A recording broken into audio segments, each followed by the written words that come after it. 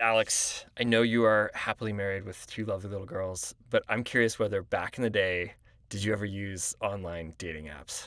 I did briefly attempt to for a short time in between girlfriends. Basically, I feel like dating apps only really existed for a brief time that I was actually on the dating market. I tried to use them very briefly. It honestly was not really, uh, they didn't suit me.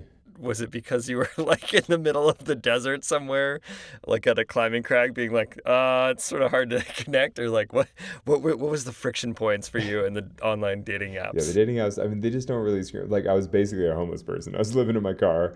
I was like a sort of professional rock climber. And back then, it seemed so much more fringe when you're like, oh, I rock climb and I'm in my car. And like, nobody knows what that means. You're just kind of like, well, I'm basically homeless and I use my mom's address as my permanent address. But, it was all just kind of embarrassing. It was hard to craft a dating app to properly reflect my lifestyle. I'm sure. Did you ever use the internet to find a climbing partner? I don't think I've ever really used the internet to find a climbing partner. I mean, occasionally, through a friend of a friend, I'll like hit somebody up through something, but basically not really. Yeah, I missed out on that too. That was sort of pre my world. I feel like, well, maybe that's not true. I guess like maybe there would have been like sort of similar situations. But one of our old team members at Duct Tip and Beer was so prolific at finding partners on mountain project. He moved to Seattle from New York City, so like, he like showed up here, didn't know anyone, and he was this kind of person who just was really good at like figuring out what he wanted to do with his life, and then he'd make it happen and figure out. And it was the same way with climbing, where he's like, I want to do all these climbs in the Cascades, and so he would just like find people that would say yes, and he'd go do them, and like he'd get back on Monday, and like sometimes he'd have these like awesome stories where they were successful, and sometimes he would just totally debacle with the person. But it was we sort of joked that he was like internet dating. Yeah, I never really experienced that, but actually, I've heard that secondhand through my buddy Josh, who always goes on like random epics with people like that, where it's like, oh, I met this guy at the rodeo, so I took him up the Grand Teton, and you're kind of like, really? It's just like kind of random. Like he's in different places, climbs with random people. I'm like, the thing is, I have always preferred to go soloing than to climb with random people I don't know. I think that's really why I've never done the online dating. Well, the online climbing dating. Yeah, because I'd always rather just go soloing. Today we have a story about two friends that met online partner dating, and it's launched an incredible friendship and partnership, which went from a day of cragging to some of the most difficult challenges in climbing. And it didn't happen over decades. I mean, it all escalated pretty quickly. Who are Tanner Wanish and Michael Vaill? Yeah, Tanner and Mike are. I mean, I hate to say power gummies. Yeah, the power gummies. Do we call them power gummies? You called them power I know I did gummies. in the interview because there's context, but as an intro, it seems kind of aggro. Like by any outside metric, you're like, oh, these are some of the raddest climbers going right now in terms of. But they are very relatable in a sense. I think their humble beginnings are quite relatable. Yeah, in some ways, they're the most relatable people we've ever had on Climbing Gold, and in other ways, they're the least relatable because you're like, what have you done? It's like so crazy. Like it's interesting because in some ways, like interviewing an Olympian, you're like, oh, you worked really hard, you trained in the gym, and eventually you got really good. You're like, well, that seems pretty straightforward. And then talking to Tanner and Mike, you're like, you did what? Really? Like, I don't know. It's like it's almost less relatable, even though they as people seem more relatable. It almost makes the whole sport seem not that hard. Yeah, yeah, it does make me wonder why I climbed all caps so many times before I did the triple. I'm sort of like I should have just done it the first season. Tanner and Mike are sort of the ultimate endurance adventure rock climbers. I mean, they sort of burst onto the scene when they did the Yosemite Triple, which is Mount Watkins, Half Dome, and El Capitan Day. They quickly bettered that by doing the quad, doing the three of those plus Washington's Column, which, even though I'm like, Washington's Column is decidedly less inspiring, but it is really cool to do four walls in a day. And then they've gone on to climb all over. I mean, most notably last year doing the Goliath Traverse in the High Sierra, basically climbing 60 mountains in a week-long push across the entire High Sierra. So they've really made a name for themselves climbing the biggest, most endurance-oriented things in climbing. And they figured out how to do it quickly. Like they hadn't been climbing that long, like before it all happened. I feel like that's like one of the most amazing things about this story and this interview is that it's just like at the center of it is this powerful friendship where by finding like-minded individuals, they found an outlet for the energy inside of them, and they were able to do these incredible things very quickly. Yeah, I think if anything, the interview really shows the power of extreme psych and motivation. And it's like between the two of them, I mean, they have the most can-do attitude of anybody I've ever met. They're like, why not? Let's go bigger. You're like, okay, let's see it. And it's just incredible. I mean, they really represent the full pendulum swing. On the performance to adventure spectrum, they just represent pure adventure. They go rock climbing every day. They do stuff outdoors every day, and they just love it and go big. I'm Alex Honnold. I'm Fitz Cahall. This is Climbing Gold. My name's Michael Vaill, and I'm a rock climber. Yeah, I started climbing about 10 years ago. After visiting Yosemite Valley for the first time, I saw the walls and said, I need to learn how to do that. And that's basically what I'm still trying to do. I'm originally from Georgia. And you didn't climb at all before you went to Yosemite for the first time? No, I moved to San Diego in 2014 to start grad school. I was there for a couple years, and I really liked hiking and backpacking, and I went up to Yosemite for the first time, and I was like, whoa, like some of these peaks, like you need ropes to get up. Okay, I should learn how to do that. Basically, it was just from peak bagging. Like I was hiking around the Sierra, and I saw a bunch of, peaks on the map. I was like, oh, I'm going to try to get up that. And unlike in Georgia, where pretty much any mountain you want to get to the top of, you can just walk up. In the Sierra, I got pretty scared getting to the third, fourth class, and I was like, well, I should learn how to do that stuff with ropes. So that's what I did. And then I saw Yosemite Valley, and I saw, people, the classic, at the El Cap Drive hanging out by the bridge, racking up. And I was like, whoa, you can climb that? Oh, I need to do that. And then pretty much came back the next year and did it. Hi, I'm Tanner. I'm from South Carolina, right next to Georgia, actually. I started climbing in 2020. I went to Yosemite for the first time in 2019 and did the cables on Half Dome. And I thought it was like the most, rad thing I'd ever done. It was like totally crazy. And I was just stoked. I was like, man, this is sick. I should learn how to climb. So I kind of learned how to climb during COVID. That's when I discovered this vertical world of everything and got started. But how did you start climbing during COVID? I mean, in a gym outside? I mean, both you guys, I'm like, wow, you guys just started so fast. Like you went from not climbing to climbing giant big wall linkups in 2 or 3 years, especially coming from the South. I'm like, you guys both came from places where the highest mountain is 1,000 feet high. It's so. Yeah, I wasn't outdoorsy at all in the South. I was not I didn't grow up in the outdoors. Through college, I went to the bars on the weekends. I was just kind of in that scene. But I was on deployment in 2019 to Yemen for 7 months. It was just kind of a terrible trip. And my brother at the time, my brother sent me a hard drive with a ton of climbing films on it on that deployment. We didn't have much Wi-Fi or internet on that trip, but I got to check in with him a little bit and chat with him. And I kind of told him that the morale was low. Things were not going super well. And he was a big climber already. He got started in college. He's a couple years younger than I am. But he's he's one of my best friends. And he sent me a hard drive with a ton of climbing films on it. And I didn't even know climbing existed like this. I had never heard of it. I grew up in South Carolina. There's no rocks there. There's no walls. I just was never even exposed to this entire world of climbing until the end of 2019 when he sent me this hard drive. And I was just sitting on this tiny little base in Yemen, just burning through all these films, Free Solo, Dawn Wall, Masters of Stone. And I so I went from never even hearing about it to this overload of input where I was like, holy shit, this is pretty rad. So I came home from that deployment in November of 2019 and bought my first pair of shoes in January of 2020 and just watched a bunch of YouTube videos on how to make, anchors and stuff and just kind of did some on the job training and it could have gone poorly, but it ended up working out in the end. So, but so far hasn't. So far it hasn't. Yeah, we've had some close calls. Dude, that's so crazy though. I'm both of you guys just accelerated so fast. In my first 6 years of climbing, I didn't even leave the gym, because I started when I was a 10-year-old. So I was still just bicycling to the climbing gym, traversing. My first 6 to 8 years, I was basically just bouldering in the gym, traversing back and forth on walls. And I'm like, man, you guys have done so much in just a few years. That's why you climb harder than us, because I don't think either of us have ever been gym climbers at all. I've climbed in a gym. I mean, I might climb in a gym 10 days a year still. I just don't enjoy gym climbing much at all.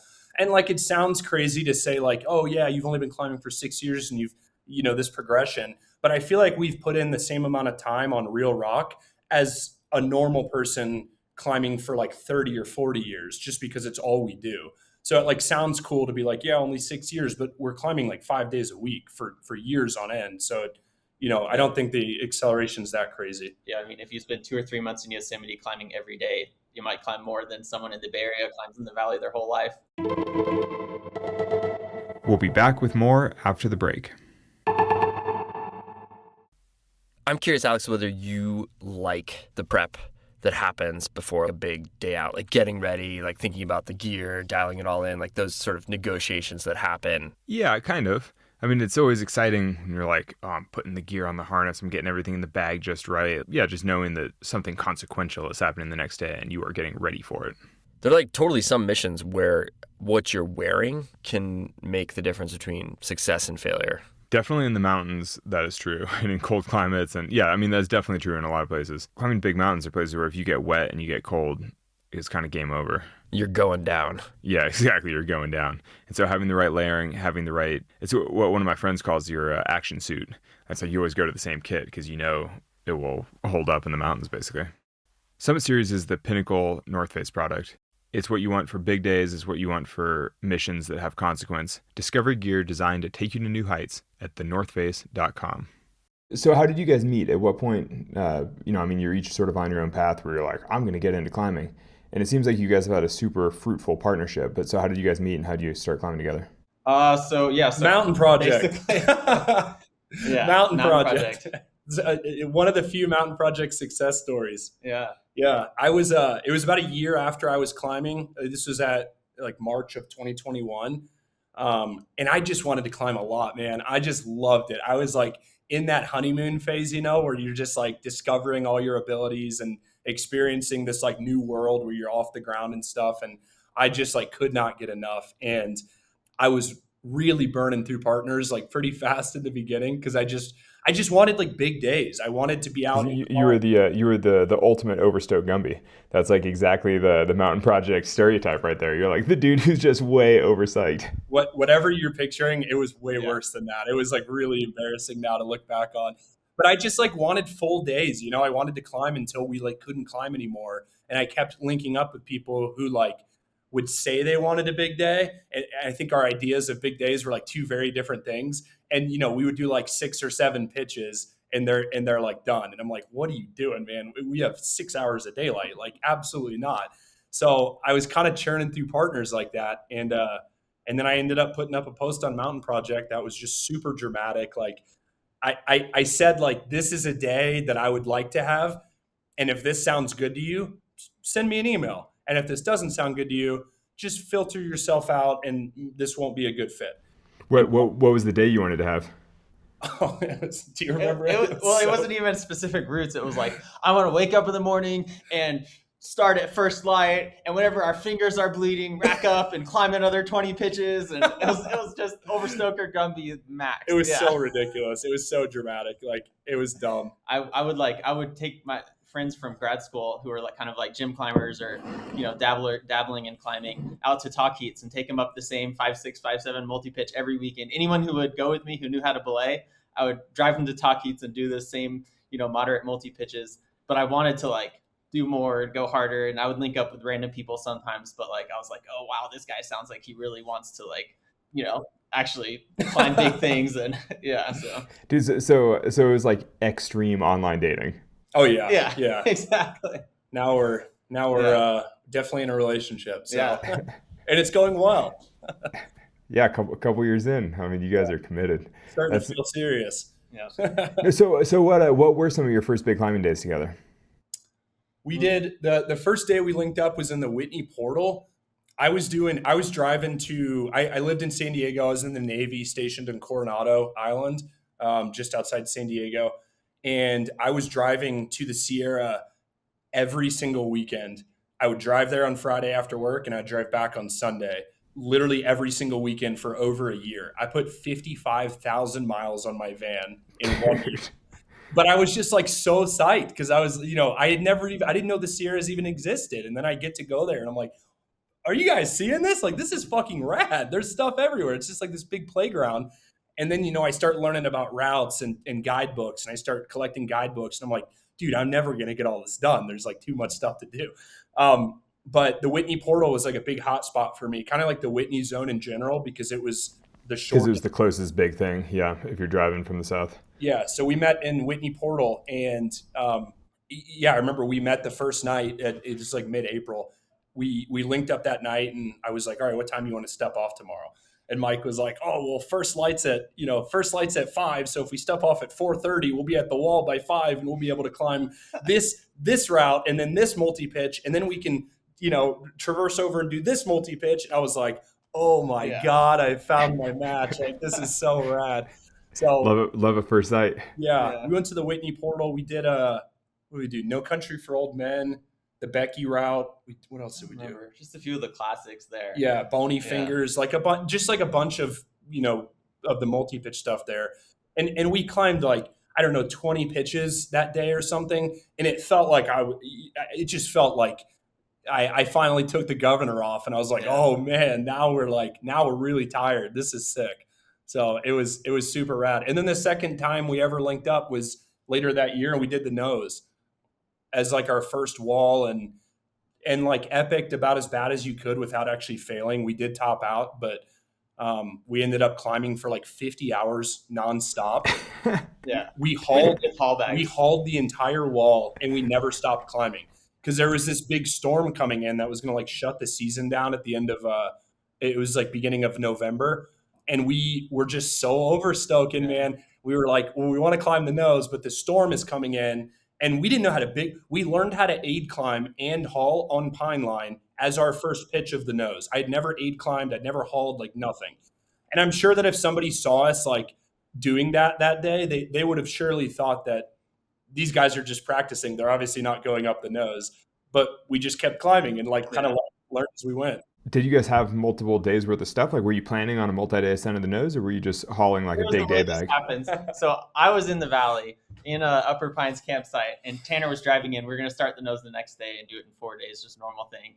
And that day, the forecast is getting worse and worse, and it looked like the storm that was going to be in like 5 days was maybe going to be in 2 days. So Tanner pulls into the park, and he comes to the campground, and we're sitting there, and I was like, I don't know, like it's going to storm on the third day, like we just can't do it. We just can't launch off on a 4-day wall. Like that would suck. Let's just do something else. Let's do the column or something. And Tanner was like, oh, this sucks. He'd just driven up from San Diego, and this was like the thing he had wanted to do. And he comes over to my van, and he was like, okay, I have a proposal. He's like, how about we do this? How about we pack the bags tonight as if we were going to do the wall? And then we just climb to Dolt and haul. We'll just do a Dolt run. We kept calling it a Dolt run with bags just to practice. And then that day or that night, whenever we get to Dolt, we'll look at the forecast. And if it's still bad, we'll just sleep on Dolt. It'll be a fun. We'll get a night on El Cap, and then we'll wrap. He was like, and if it for some reason clears up, because at that point it was like, I don't know, 40% chance of a storm. He was like, and if it clears up, then we have all our gear. We can just keep going. He was like, what could go wrong? And I said, okay, well, that's not that bad of a plan. So, well, that was the joke. We kept calling it just a Dolt run. Just a Dolt run. Knowing that we're going to the top, but we kept just saying it's just a Dolt run. It's just a Dolt run. But a Dolt run while you're hauling a bag. It's like that was the joke. We knew we were going to the top, but we were kind of just like, we're only going to Dolt. We're only going to Dolt. And it took us. I mean, we started at 7 a.m. or something. We got to El Cap Tower at midnight. Oh my God. We didn't know how to climb. We were like not even 5'11" climbers at the time. Like we didn't know how to aid. We didn't know how to haul. We were just like epicking our way up each pitch. And that's right. We got to El Cap Tower. We looked at the forecast and we're like, okay, the storm's definitely coming. So we can't really like dilly dally here. So I think we like laid down there for a couple hours, ate some food. And we're like, well, we either wrap or we go up. Obviously, we're not wrapping, so we just kept going. We're like, well, yeah, we're like, the storm's not coming for another 28 hours. Surely we can get to the top in 28 hours. So yeah, let's go. We never even discussed. We never even discussed going down. It never got said out loud at any point. We just knew that we were just going to keep climbing until we topped out or we got crushed in a storm. So and it was sick. It actually worked out perfectly because as I fixed the final pitch on the at the tree or whatever, the sky just fell out and it was a complete torrential sideways thunderstorm. And so Mike got to jug the last pitch in a sideways hailstorm in November. And then the walk off down the east ledges was like by far the sketchiest part of the entire thing because it was a river, and we still have full haul bags because we didn't take anything out of them. We dumped the water, but our bags are still full. So like it was so stupid. Dude, like I don't even know. I'm like, what? Like that's so crazy. And there was never, you guys never considered abandoning the bags and just like going multi-pitching? You know, like just leaving the bag now, and it makes sense. Yeah. Like if we had not taken bags up, we would have been around a 24-hour nose. Yeah. But like hauling was by far the crux of the entire thing because we hauled a lot. Actually, so the thing I want to sort of get into here, because anybody listening to this is going to be like, WTF? Because like in a way, it's like you guys are the world's biggest power gummies. You know, it's like, I mean, it's like such a crazy, but I'm curious what differentiates, like most people get into that position and they're just like, oh, we're about to get crushed by a storm, and they bail. Like, why did you guys keep going? And like, what is it about, you know, is it the unique partnership? Is it about each of your personalities? Is it like temperament? Like, what is it that when you're 40 hours into a push, you're like, oh, there's no chance I could give up. I'm definitely going to the top. It's like it's totally next level. Like, is that innate? Is that, you know, like basically is that nature or nurture? And like what is that? I mean, as usual for nature and nurture question, I think it's both.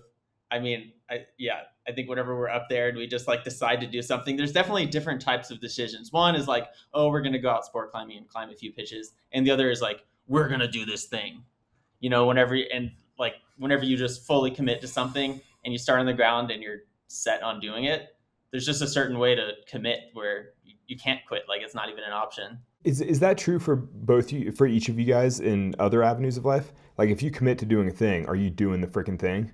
Like if you're like building a new bed for your house or something, you're like, I'm doing this all at once, and you just sit there and you freaking grind until it's done.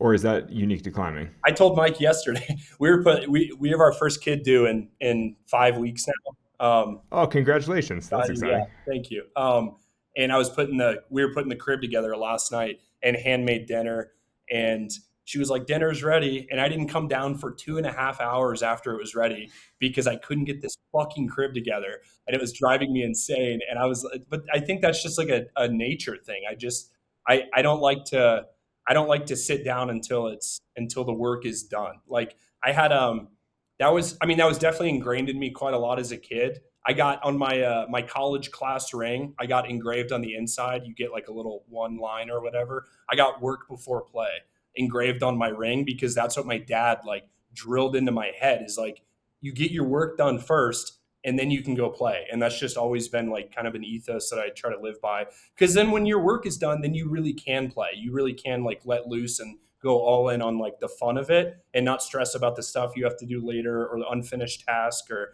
redoing something you didn't do properly. So I think that's just been kind of drilled into my head from a very young age. So and Mike, I mean, is that similar for you? Are you very task oriented like that? Yeah, and definitely like goal oriented. I think that's something that has been kind of a guiding light in my life. Like whatever I do, I usually just take it as far as I can. Like I'm a scientist and I was like enjoying studying science in school. So I was like, oh, I like biology in high school. So I ended up getting a PhD. It's kind of like basically everything I do, I like don't do just a little bit of it. I do a lot of it. I thought climbing was cool. So I'm like trying to climb as many big walls in Yosemite per day as I can. You know, it's like that, not just dabbling. I'm just not a dabbler.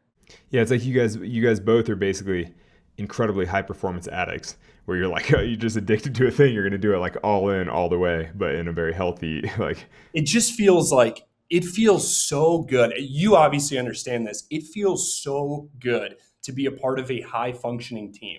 It is like this addicting experience when your team is like just firing and everybody's doing what they need to do at a high level and doing it right and with urgency if that's necessary and stuff. Like it is fucking awesome to be a part of a team where people are like striving for excellence and perfection and stuff. And I think Mike and I both have that. So when we're on the wall together, we're like, I know that if something needs to get done, Mike's already doing it and he's doing it right.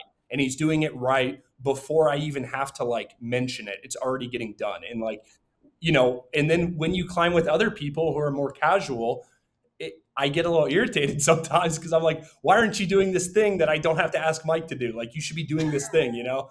And No, that's exactly how I felt when I started doing stuff with Tommy. When I was like, oh God, it's like having two of me. Like he's just doing exactly what I would be doing at the same pace, like the same. I was like, oh, it's such a pleasure when you have a partner who's just on the same wavelength, making the same decisions that you'd make, and it's just all happening. And you're like, this is amazing. Particularly when you're used to always being the person that like has to haul every pitch and like do all the work, and then you're suddenly like, I can do half the work, and it's like, and it still gets done. It's so amazing. yeah, it's almost like I've noticed this the last like couple years. It's almost like a little mini competition. I don't know if you've ever seen this on the wall to see like who can do more work. Like we're like trying to take tasks away from each other to like get it done before he can.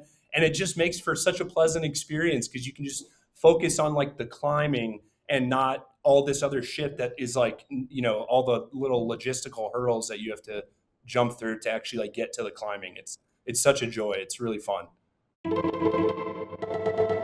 We'll be back with more after the break.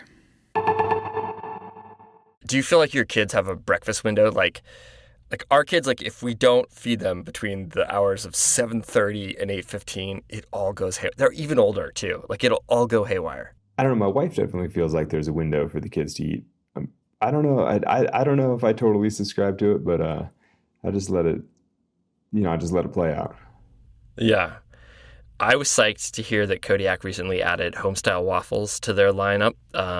It's all the convenience of a toaster waffle with a protein punch, so our kids don't bonk. Yeah, and these are not the frozen waffles that you grew up with. The homestyle waffles have 0 grams of added sugar and 16 grams of protein, but they still have the convenience of being ready to eat in a few minutes. I still like to put some maple syrup on top, though, because gotta have some maple syrup. Keep your wild ones going with a protein-packed breakfast that will keep them fueled for big days. Find Kodiak homestyle waffles in the freezer aisle at your local grocery store. They're the ones with the bear on the box. Learn more at kodiakcakes.com. So, I mean, listening to you guys, like, this incredible ramp going from, like, I'm just on Mountain Project trying to find a partner, I'm overpsyched, I want to climb all the time, to climbing the nose in 50 hours, to then climbing these epic linkups. It's like, has climbing just not been that hard for you guys? I mean, how is it, how is it that you guys just kept ramping? And how do you have the appetite for it? You know, some people get worked and they're just kind of like, well, that was tough. And then, it's like a traumatic experience. They never come back from it. It seems like you guys just have just kept on that path and steadily improved. Yeah. I mean, we had really good return on all these efforts. Cause like we did our first Naiad and it like returned double the stoke. Cause it's like, holy shit, we can do these walls in a day. And now the Valley's a whole different menu.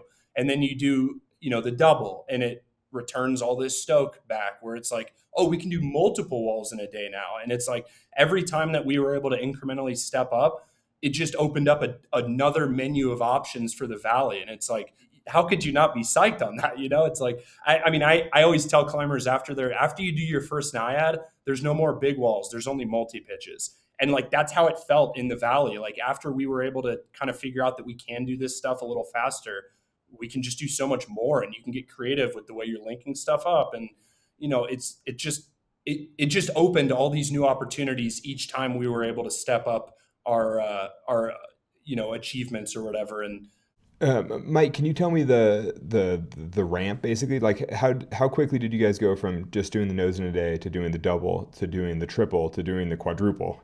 It's a crazy ramp. Basically, fall of whatever year it was, we epicked on the nose. That we was did 50 hours. Fall 2021. 2021, yeah. And then the next fall, we did Freerider. We did Freerider. No, we did the note. No, right? that was 23. Okay, so 2 years later, so we climbed the 50-hour nose. 2 years later, we did a Naiad. A week after that, we did double, the link up. And then the next fall, we did the triple, and then a week after that, the quad. Wow. So basically, like each year, you just sort of added a big wall. We came back to the Valley each fall and basically added, yeah. Well, we did the Naiad and the double one fall, and then the next year we did the triple and the quad. We did the quad 1 year to the day after our first Naiad. That is crazy. So, I mean, how many other walls did you guys do in that time? Like how many, like climbing the Southland a day or?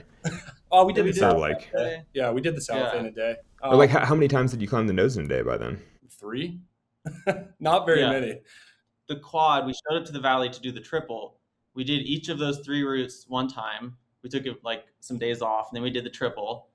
And then we had enough time when we did the triple. We're like, well, we should do it again next week and add a wall. So then we did the quad. Yeah, we only did each wall one time for the triple, and we did El Cap twice getting ready for the double. And one of those was our first Naiad. So we haven't done it that many times still. We've probably done. Yeah, this is all like kind of insane. I mean, how do you guys feel comfortable on the walls? I mean, it's interesting because, obviously I like saw the news when you guys did the triple and then the quad, and I was like, oh, that's cool. But I just kind of assumed that you guys had each climbed El Cap, 50 times a piece or something. I mean, how have you felt the confidence climbing the nose so quickly and like feeling, basically just even trusting your gear, you know what I mean? Because a lot of that is just coming down to French freeing and like the systems and the dangling on stuff. And, French freeing your way out the Great Roof requires like some confidence in all these like little cam placements and like weird little tricks. It's like, how do you build that confidence if it's like your third time ever doing it?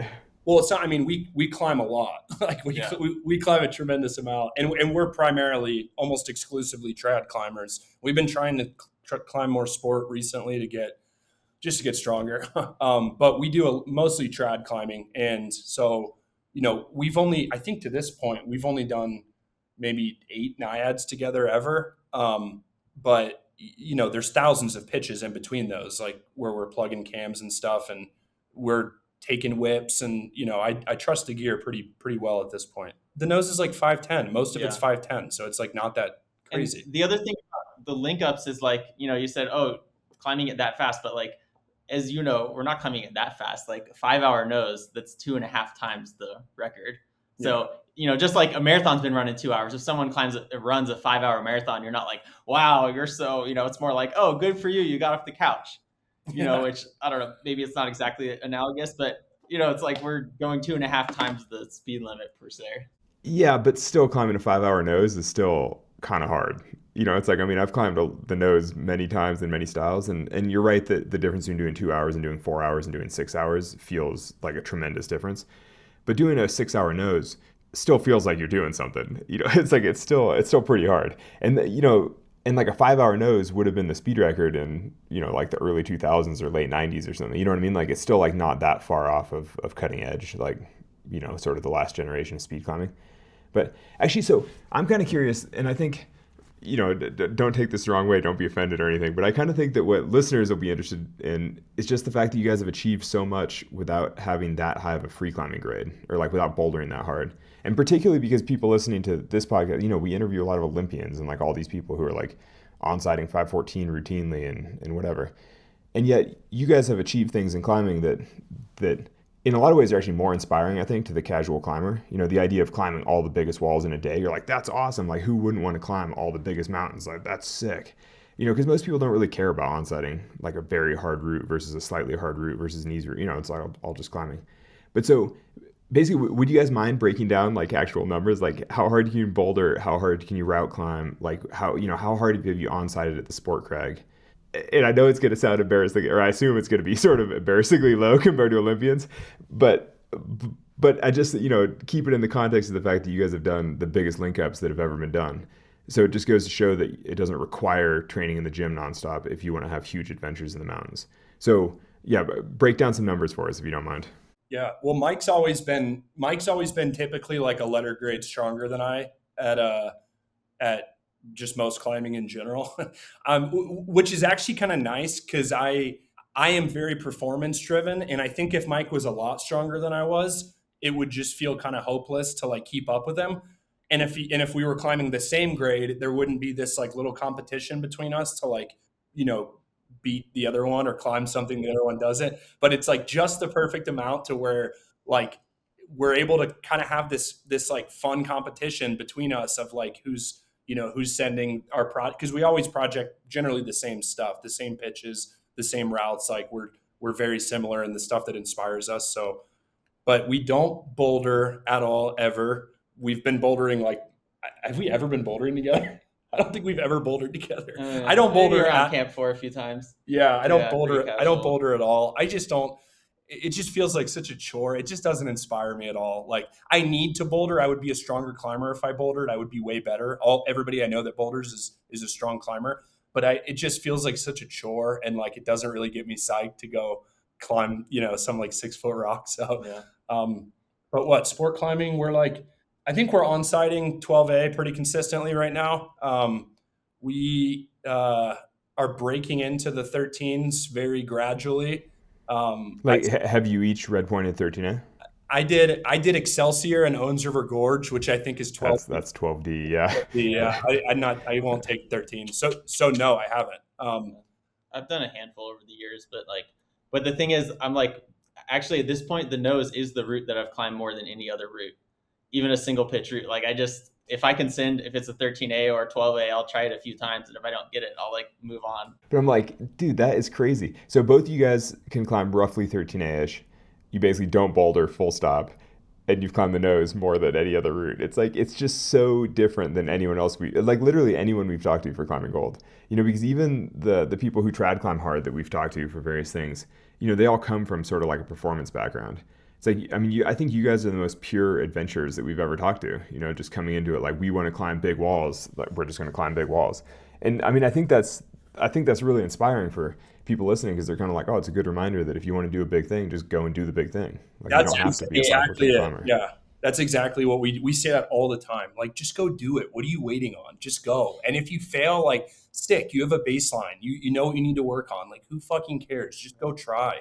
And like we like follow the Stoke almost exclusively. Like, sometimes we're really psyched on like we're going to the Hulk tonight to go climb Wind Shear tomorrow. We're planning on we're hoping to send Wind Shear tomorrow, which is a hard route for us. Which is 12B. Yeah, but it's got what, 8 or 9 pitches? Yeah, a lot of 512 pitches. Yeah, but like that's a good grade for us, because we should be able to on site most of those pitches, and if not, like they will go the second go. So that'll be kind of right at our like good challenge level for, we should be able to do this in a day. But we'll see how it goes tomorrow. But we go through phases where like a couple weeks in the Alpine of long approaches and just burly days, and you get kind of burnt out. We'll go crag. We'll go sport climb for a couple days. We'll go to Donner. Like, Donner's a place that we always go back to when we're feeling a little fried on Alpine climbing. And then like I'm really inspired by like bold climbs. I really like the run out stuff that's pretty committing.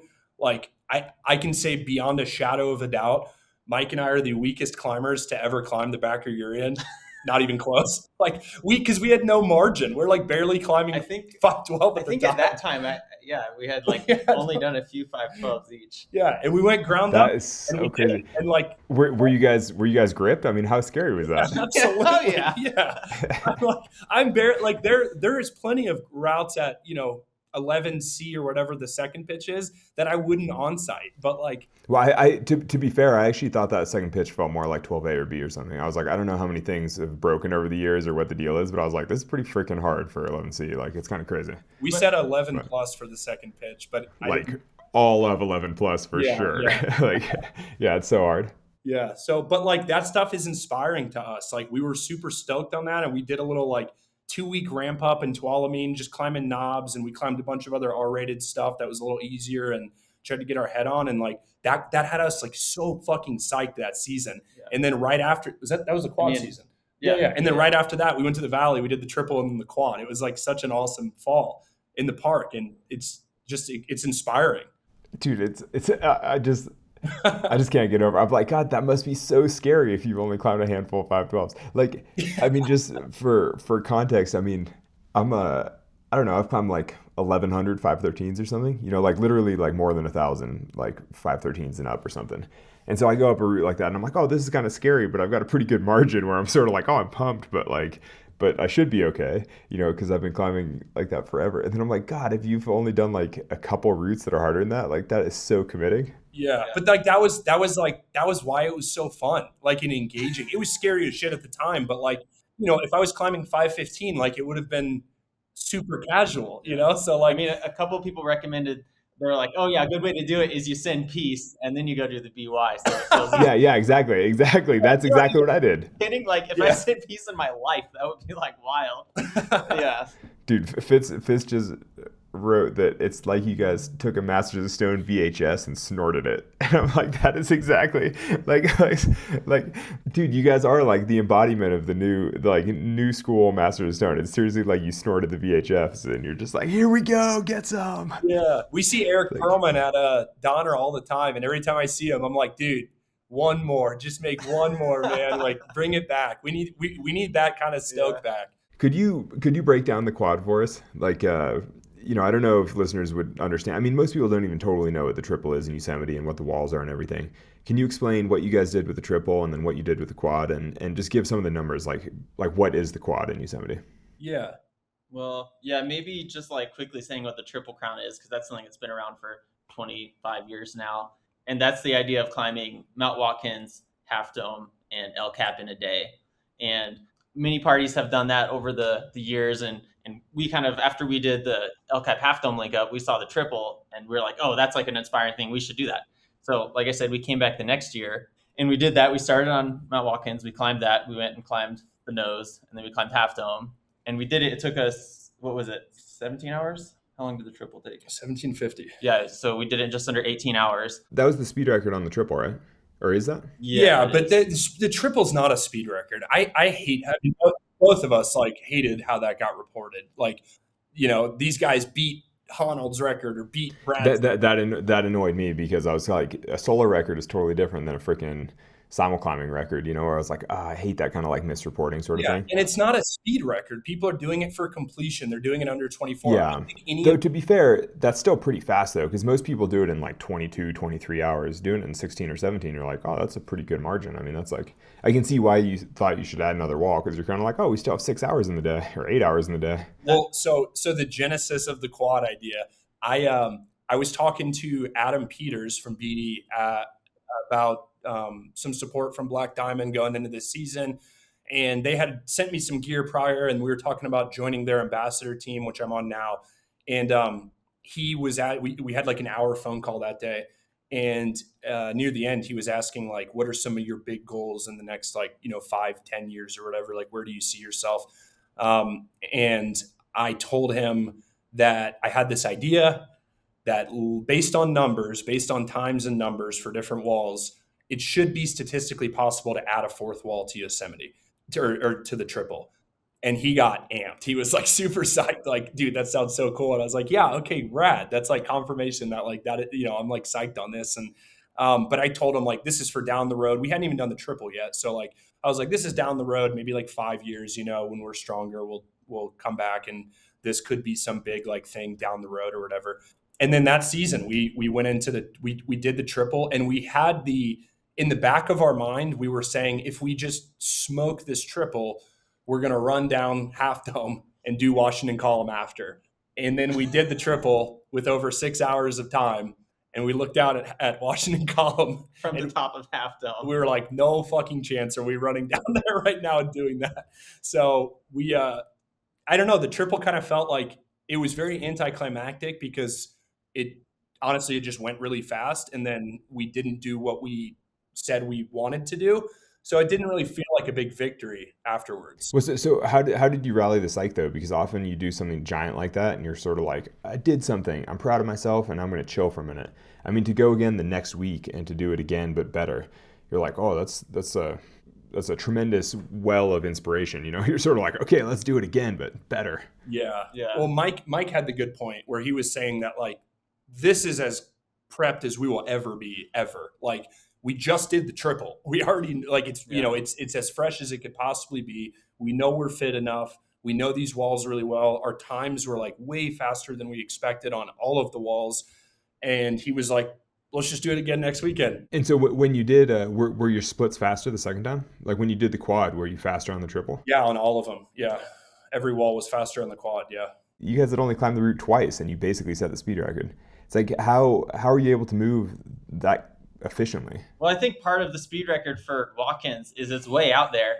How many people run laps on it? Like the nose gets done really fast all the time because it's so much easy to run a lap. So accessible. Everyone in SAR does it every weekend. But like Watkins, who does that? I mean, we did it 3 times that season. The practice run, the triple, the quad. Who does Watkins 3 times in a season? I did it 4 times because Tommy and I did it once to practice free climbing it, and then we freed it, and then I did it once solo, and then I did it for solo for the speed for the link up or whatever. So yeah, I did 4 times in a month. But to be fair though, I haven't done it again since then. So in my whole life, I've done it 4 times in 1 month, and that's it. We've done it 3 times ever. Yeah. So yeah, exactly. Huh? Yeah, it doesn't get a ton of traffic. I mean, our typical rule is I think the same as everybody's. You free everything you can, you French free what you can't, and you basically we don't use ladders for anything. We don't. I think we pull the ladders out for like A few moves. two or three pitches total on the entire quad. So we just anytime like you just free everything you can, and if you can't, just plug a cam and pull on it, and then start free climbing again. That's like it's just way faster. It's fast to free climb. Because that's the thing, people are so impressed, but it's like if you break it down, a 5-hour nose is 300 minutes. That's 10 minutes per pitch. Like a pitch of 5:10 in 10 minutes isn't fast. Like if you're a 5:12 climber, you don't have to be a 5:15 climber to climb a pitch of 5:10 in 10 minutes. That's, what is that? That's whatever, 10 feet per, or, I don't know. I'm not doing the math now, but basically what I'm saying is like 10 minutes per pitch is not, like you're not racing. Yeah. We also you're just rock climbing, and it's a 5:10 crack after another. And if you grab a cam, then you skip the 5:12 moves, and yeah. We also do something a little different than most teams where we short fix every pitch of every wall for the entire link up. You're not simuling? No, we played with simuling, but it's good for individual wall speed. It's not good for endurance over 24 hours. Because like when so is the second jugging? Yeah, exactly. Yeah. Dude, you guys just jugged so much though. Jugging is like so terrible. Yeah. Well, every wall is broken up into 2 blocks, but that way when you're jugging, you're actually like resting kind of, you're like eating and drinking and like kind of getting a little bit back. And then when you're back on the sharp end, you can really take off because you've actually been recovering. Yeah. The simuling is faster, like in isolation, but it's just, I don't think we could climb 4 walls simuling like that in the time that we did. Cause like you're going to bonk at some point if you never get a rest. Like it's just not realistic not for us at least. I'm sure there's people, I'm sure you could do it or somebody else could, but that was the best way that we found to optimize like a full 24-hour period. Which, I mean, is the way most people do the triple. I mean, most people I know that have done it basically block it out and jug it. We simuled a Big Sandy on Half Dome because that's such moderate terrain jugging that would just suck in the chimneys, the 4th class Goliath and stuff. So that's the only simuling is from the ground to Big Sandy. But for Watkins and the nose, we just jug everything. Yeah, that's crazy. These like link ups, it's like, oh, so impressive. You climbed whatever it is, 80 something pitches, but it's like, well, actually I climbed 40 something pitches and jugged 40 something pitches. Not that cool. Yeah, I'm just still totally hung up on Yosemite. I'm like, I just can't believe it. I'm like, it's so crazy. I mean, because even, for the normal person, jugging 40 pitches is still pretty hard. I mean, especially on big walls, like the nose where it's steep and it's still really quite tiring. Like in a way, it's like you brought such a high level of fitness to it or something. Or like, what is the secret sauce you think that allows you to do this? You know what I mean? Because like doing the triple was cutting edge like 15 years ago. Like when Dean and Timmy first did it, it was like, this is the craziest thing ever done. And now you guys are just kind of like, oh, it's our 3rd time. We're just doing it. It's no problem. I'm kind of like, and you said, you're climbing a ton. You've been climbing a lot. You've been doing a lot of volume. So it like makes sense that you have that kind of fitness. I mean, but do you think you're just more, do you guys have like a running background or like a, like an, I don't know. I mean, is there like, how do you have that capacity? I haven't ran in probably 4 years, not one step. I'm not a big runner. I've had a bunch of like ruptures in my ankle from repeat. I've got chronic ankle instability now where it just keeps rolling. And I'm basically just waiting for it to go again. And I'm going to get surgery. I have to have a whole like lateral ligament reconstruction. So I don't run at all because my ankle just folds like a wet towel every time I run. So no, I think it's just like time outside. We're just moving a lot. We climb, every day we're free. And I think that lifestyle of just staying moving and staying, on the approaches to the Hulk or whatever, just stuff like that just adds up and keeps you like, it's just easier to keep moving than it is to get moving. So I don't know. I don't think that we're like phenomenal athletes with crazy endurance. Like, I just think that we're super stoked and it's, you can gut anything out for 24 hours. That's not that long. So, yeah, I think so much of it is mental. It's like the motivation and the inspiration. And, you talk about, it was cutting edge 15 years ago, but it had only been done once or twice. And I think that's one thing about these link ups and these types of, traverses and things is knowing that people have done it and talking to someone who's done it and then believing that you can do it makes it so much easier as opposed to just questing out into the unknown. So having seen people around us doing these things and taking that inspiration, and it just like makes us believe that we can do it. Well, we can climb the nose. We can probably do the triple. And if we can do the triple, we can do the quad. Would you guys even say that you're training, or would you just say that you're living your best life and it all sort of adds up? You just like do things. The latter. We don't do much training at all, if any. Mike climbed on a board for like a couple weeks this winter and like called that a big training cycle. Yeah, we don't. I don't know. I started hangboarding for the first time ever like this past winter, and it was nice. Like I've been climbing. I'm just climbing the strongest I have ever right now, and it feels good. But I'm not going to waste a day training when I could be outside climbing. Like that seems absolutely psychotic. I would never do that. Like I would go solo at the Leap before I went to the gym and hung on a hangboard. And it's not even a question for me. I just want to climb. I just want to climb a lot. And like, if there's cool downstream effects of that, of like fitness and strength and stuff, that's outstanding. But I just want to climb. So that's priority when I have time.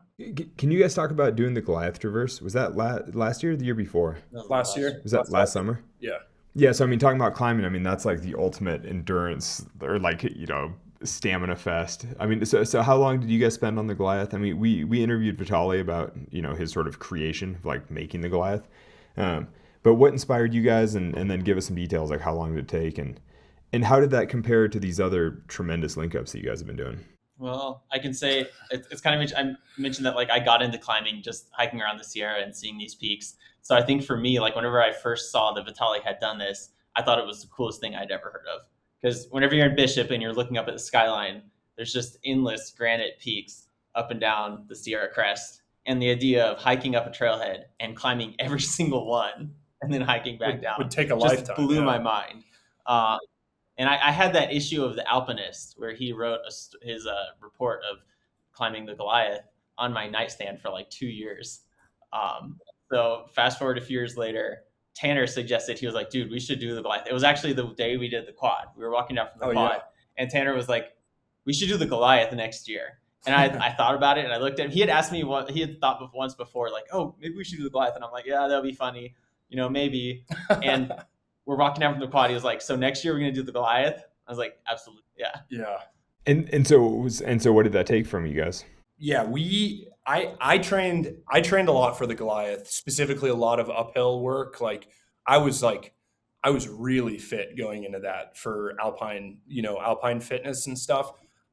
I'm not sure if you heard about this. We went to Chamonix prior to the Goliath, kind of as a training trip for it. We went for like 6 weeks in June and July. And then our goal was to just spend a ton of time up at altitude in the Alps, check out a new area, just do like a ton of alpine climbing up there and just get like really confident on that terrain. And then we had a terrible accident at the first climb we did on that, American Direct. I was texting you about it before we went up. Yeah, we had an anchor fail while simul wrapping on the way down, and we should have died like 1,000 times over. We it was just like a terrible, terrible situation. But in that accident, Mike broke a couple of his ribs. So this training trip that was supposed to get us like super fit ended up being like almost sidelining the entire Goliath for that whole year, because Mike was like laid up on a couch with broken ribs for like our whole ramp up. So you glossed over an anchor failure. Like you guys what did you guys land on? Like how you guys just stuck the landing or something? No, we were we were a couple pitches up, still off the Sharpua Glacier, and this we were wrapping off this anchor, like a rappel anchor station that was this giant slung like pillar, and we tested it, we bounce tested it, everything, and like we started simul wrapping, and when we leaned back, the whole wall fell out just on top of us, and we fell like 40 feet, just like free fell into this chimney thing, this like kind of couloir, and kind of like pinballed into this thing, like kind of like almost wedged into this chimney.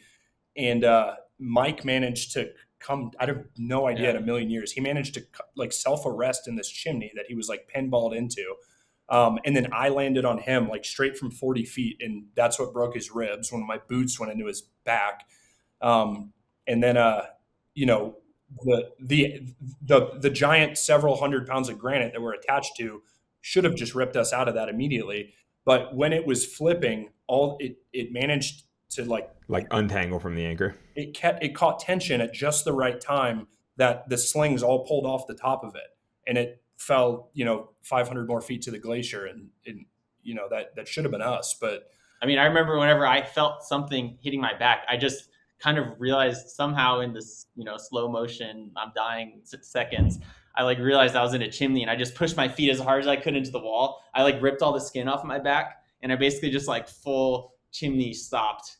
And then, Tanner laid on top of me. Yeah. I couldn't speak because I had just broken and my breath was knocked out. And I just remember sitting there and being like, and the first thing I did was look down. I realized we weren't attached to that multi-hundreds of pound of granite. And I was like, oh, wow, we might not die. And then I'm just like, put some gear in the mountain now. I thought, when I landed on Mike, I thought he broke his back. I thought he was going to be like paralyzed at a minimum because we took an enormous fall, like just a free fall already. And then when I landed on him, he was letting this like really guttural moan, like, ugh. And I was like, oh, he broke his back, like for sure. We are so fucked. And then it was a long night, man. Because then our rope, as the rock was flipping, it was just destroying our ropes. Our rope got cut into like 12 pieces. We just had like a big pile of tat. We had to leave a bunch of gear behind, obviously, and do these like shitty rappels. And then we hit the Sharpua Glacier at like midnight. And then we have to navigate this like heavily crevassed ice field for 3 hours in the dark. I have to short rope Mike because he can't even walk. He's like nearly unable to stand up. Bad night. So not the ramp up we were hoping for on that trip, but Mike was able to rally and we knocked out the Goliath as planned when we got back. So all that being said, getting fitter, I got massively unfit. Just basically couldn't. But that was like 2 months. That was 2 months before we stepped off for the Goliath. So we had 8 weeks of like, play in there to get Mike back on his feet and stuff. Well, I'm sort of hung up on like, how do you maintain motivation? I mean, you have like a legit near-death experience like that. I mean, a lot of people are sort of traumatized by that and step back from alpine climbing or, decide they're just going to sport climb for the next year or two. I had to start therapy after that for the first time in my life. I like really struggled with that accident. And it was the mental side of like, I don't trust anything anymore. I don't trust ropes. I don't trust anchors. I don't trust bolts, gear, like nothing. I had this like feeling of impending doom anytime I left the ground that like something's going to go wrong and I don't know what, but it was like really, really challenging to bounce back from. And I was having like what I would call PTSD from it. I was a combat medic. I did a bunch of deployments. Like I never struggled with anything like that at all. But this incident, like I would wake up in these horrific night terrors, like several times a week after that, screaming in my bed, thinking that I had just died again. And it was just like reoccurring over and over. And it was really tough to bounce back from that and feel comfortable on a rope again or in the mountains in general. I know Mike had kind of the same issue that he had with that incident at Lover's Leap. Yeah. Basically, it was just every time we went every time we went climbing, it was this feeling of impending doom. It was like we saw this horrible thing happen where we were just climbing. We climbed the Drew. It was kind of overall a good day. It was a little bit slow. There was some snow on top of the route, but we climbed the mountain. It was great. We're rappelling. And then all of a sudden this whole incident happens, basically totally unexpected. When we thought things were going fine, we're like, oh, we're just a couple wraps from the bottom. We're about to hike out of here. No big deal. And having that experience and then going back to climbing, it's like every bomber anchor, I was like, I don't know, is this suddenly going to explode? Or, climbing up, is this whole thing going to fall off? Or just every time I felt exposure, I just felt like something horrible was just going to happen. Yeah, I was able to find another partner and I went up on the Grand Capitan like 3 days after this Drew accident. And the climb went great on the way up. But as soon as we started rappelling, I was like freaking out, like legitimately having like a physical panic attack where like I checked my watch metrics at the end of the day and my heart rate on the way down rappelling was like 160. Like I was actually like freaking out the whole way down. And I had to have my partner lead the rappels, or I told him, like, I want to see you on the anchor before I go on the anchor. I want you to find these anchors. I want you to test them. And he was super supportive and he was really good about that. But like, on 2 bolted anchors, like new modern hardware, like I was just expecting like something is going to go wrong here. And I'm like, I know I'm about to die and I don't know how, but it was really, really challenging to get the confidence back after that. Well, so how did you regain your confidence so quickly? I mean, because the Goliath Traverse is, on the best day, it's super chossy and super dangerous. And, like even if you're coming into it with a really good headspace, it'd be pretty unnerving. I've only done sections of it, but the pieces that I've done, I'm sort of like, it's not great rock. It's not, it's not classic by any means. Yeah. And so, even if you were at your best, it seems like it'd be pretty scary, pretty full on. I mean, and Vitaly certainly reported that, like many days, like, being kind of strung out by the end where you're like, oh, it's just like you're in this high consequence, no fall terrain for literally days on end. It's like, I mean, how did you guys get back into that a mere 2 months after a full on traumatic accident? I think that we have this power as a team where whenever we decide to do something, we just do it. We're like invincible. Yeah. And I can't really describe it. But it's the same thing as whenever we're speed climbing and we're like running it out on a 5.9 pitch or whatever that I might normally not solo, but like we're there together and we just decided to do it and we just do it. And we definitely had a different experience than Vitaly, the fact that we went up to there together and the fact that we knew he had done it already. What I was saying earlier about inspiration, like we also had, we had a conversation before, like between the Drew, after we got home and then before the Goliath, we had a conversation about the Drew and how we were going to let that impact our Goliath.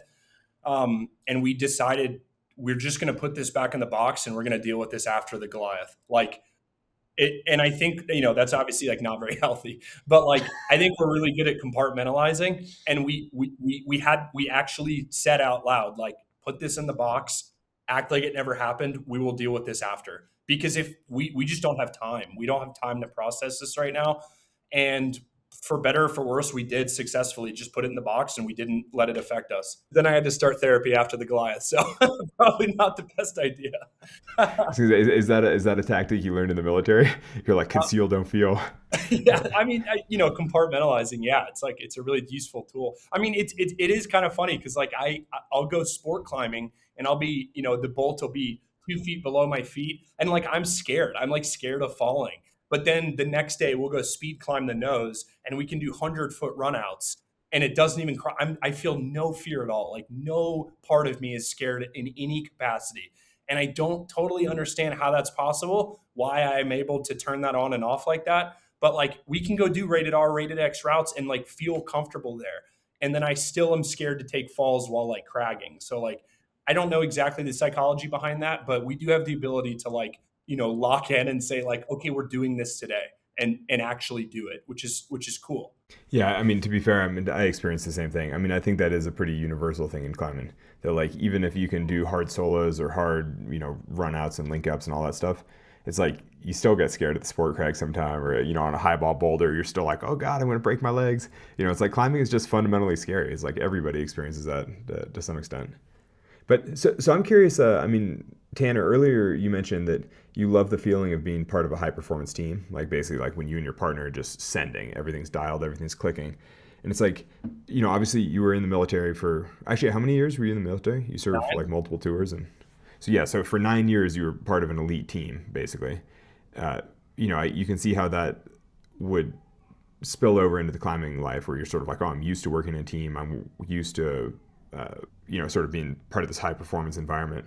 But Mike, coming from grad school, are you like part of like an elite team like that? It's like, where do you, I don't know. Is definitely a different type of team or a different type of project, but I still think it's the same mindset of like having a project and designing a way to achieve the goal and just like working using every resource at your disposal to achieve it.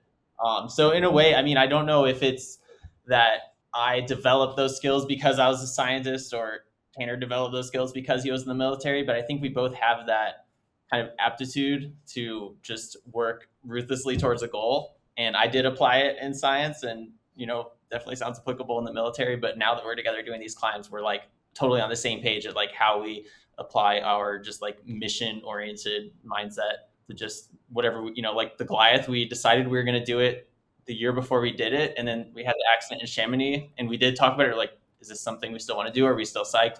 And basically we came down to, we decided we were going to do this.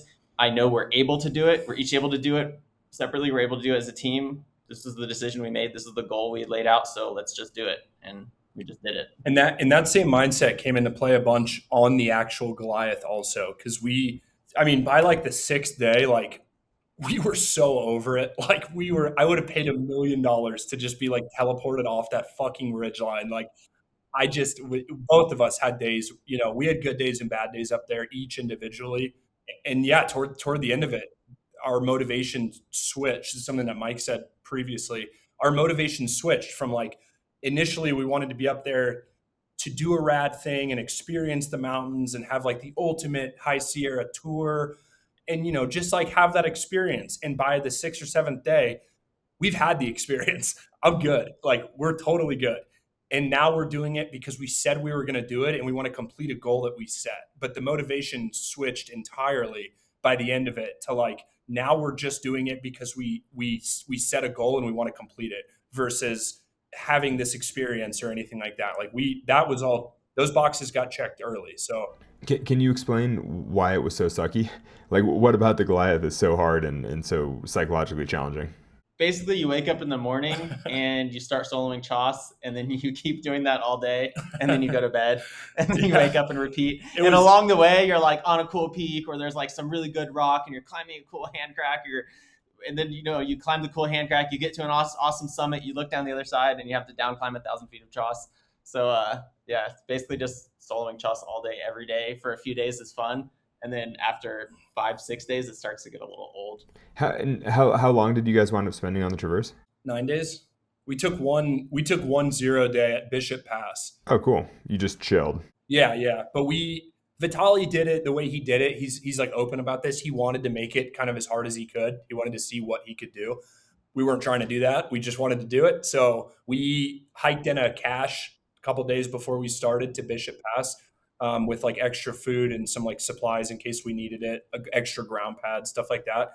And then, but we didn't want to leave the Sierra Crest because we wanted to do it like, in a push all together. So we got to Bishop Pass early on our 5th day, took a 0 day there, and then completed it after we stepped off that. So nice. And how long did Vitaly spend? 8 days. Yeah. Okay. So it's basically the same thing. You guys both spent a full week traversing choss. We had the same schedule with the same exact bivvies. We just took a 0 day there where he did not. So. Oh, classic. Is that because those are the only places to camp, basically, or is it like? It's a big reason, yeah. It's kind of oriented around water, also, where there's like some hanging snow fields and stuff like that we can melt or fill up on. But largely, like there's just not that many places to sleep if you're like on the crest. And we had to drop off the crest 2 different days to bivvy. One of them was at South Fork Pass, and it was fucking terrible. Like we had to descend, it was 1,000 feet or something off this like complete scree slope. And then the next morning you have to restart. Just walk right back up. Yeah, exactly. But like, if you're on the crest, there's just like not that many places to sleep. There's just nowhere flat up there. It was all just kind of medium-sized talus. Like you probably could construct a flat bivvy, but we just decided to walk down to the flat spot. Yeah, is it worth the effort of moving rocks around for 2 hours and then still wind up with a crick in your back when you're like, oh, there's this one rock spot? It also just worked out well with like the pace and stuff because like every day was a very full day. Like we couldn't have gone much further each day than we did. And if we had stopped much further than we did, we would have just wasted time. So it ended up working out like pretty well, where we were able to set up camp around like 6 each day, make dinner, eat, and then just go straight to bed by 8. That was kind of the schedule. So were you guys proud of your effort on the Goliath?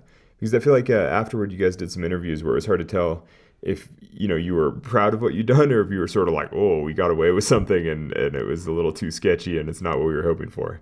It's like, was it too much or was it what you were hoping for? Now that it's been almost a year, I'm like proud of it. Yeah. I think those interviews, honestly, I've seen some of those recently, like looking back at them. I'm like, oh, like I can kind of remember being in that mindset, but it's the classic, like, the best alpinist has the worst memory situation. Yeah. Where like I look back at it and I'm like, that was actually pretty fun. Like I was just hanging out with Tanner for a week. We climbed 60 mountains. Like that, how great does that get? I almost look at it. I kind of remember it fondly now as like, damn, that was rad. But obviously, if you listen to any of the stuff we did right after it, I was like, what the fuck was that? Like, that was terrible. That was a nightmare scenario. It just felt really reckless at the time for like just the sheer amount of risk that we were exposing ourselves to just day in and day out. And like, I have a kid on the way. Like, I got to kind of button it up a little bit here. And that felt like it was over my risk tolerance more than a few times on that, which like felt, I like felt a lot of shame over after we finished it. Cause like everybody has that line in the sand, you know, that they're willing to expose themselves to the level of risk when they go into the mountains. And I just felt like we blew so far past that line in the sand without even realizing it. And then looking back, like in the immediate aftermath, I was like, damn, dude, like I shouldn't have done that. I should have had the humility to say like, this is not worth it. I'm going to die up here for, you know, for whatever reason. And that was kind of my stance in the immediate aftermath. But I mean, now that it's been almost a year and I've kind of had time to process it and stuff, like I am proud of it. We performed really well. We did everything you know, in air quotes perfectly in order to like not have our own accident that was out of our, you know, out of our hands. And so I just don't know what degree of our success is from our skill versus like luck in the mountains. Cause just being in the alpine environment, you have this standard risk multiplier of like, there's loose rock and, you know, it's just not as trafficked and stuff like that. So we just had that risk multiplier times 60, you know, off of its baseline. And it just felt like a lot at the time. It felt really overwhelming kind of in the moment. Yeah, I'm curious, do you think that the meeting each other has sort of amplified each of your tendencies to dream big and like go bigger? You know, it's like, do you think that either of you guys would have achieved any of these things like without having met each other? I think so. Probably not. No. I mean, that's so cool. That like what a fortuitous the way we can like bounce back and forth ideas and concepts and just dream. And I mean, I don't think I would have done the Goliath. You know, maybe Naiad would have been just doing a Naiad or two would have been like the climax of my climbing career. Yeah, I definitely would have done the quad. Like there's no chance. Yeah. We just amp each other up so much, and there's like no adult in the room to say like, chill, like stop, you know? So like we just don't stop. We just keep like amping each other up and saying like, well, what if we did this? What if we did that? And then we just go do it. Like, okay, that sounds good. Let's go tomorrow. Let's go do it right now. Like it's super fun. Yeah, I hope you guys both left 5-star reviews on Mountain Project on the app, because you're like, oh, you know, I found my true love. It led me to the biggest things I could ever climb. It's incredible. You know. I mean, maybe to wrap this up, I mean, you guys have basically reached the limits of anything that anyone has done before in terms of volume, in terms of, you know, you basically have repeated all the biggest and hardest things.